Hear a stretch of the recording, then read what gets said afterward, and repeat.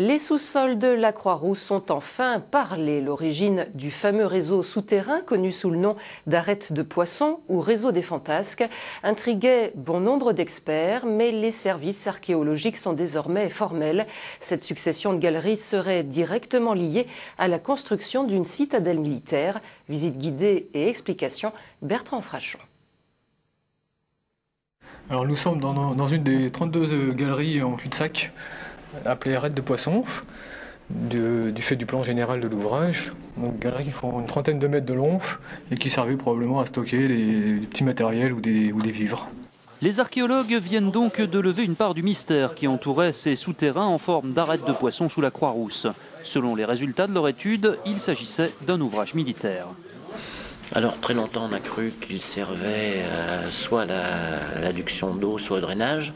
En réalité, ils ont été construits une seule fois au XVIe siècle et visiblement c'est un ouvrage militaire. Alors pourquoi un ouvrage militaire? Parce que depuis le Rhône, on pouvait par des galeries accéder à ce qui s'appelait le palais royal. Un palais qui se trouvait sur le plateau de la Croix-Rousse et qui avait été édifié par Charles IX, qui visiblement se méfiait de la ville de Lyon.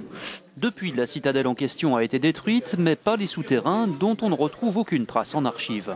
Alors, compte tenu du fait que cette construction est probablement liée à la citadelle Saint-Sébastien, donc qui a été construite à la même époque, ouvrage militaire, les militaires ne laissant que très peu de traces, cela peut expliquer qu'on n'ait aucune trace dans les archives. De plus, le fait que ce soit un ouvrage souterrain, qui a pu se faire relativement discrètement, peut expliquer également l'absence d'archives.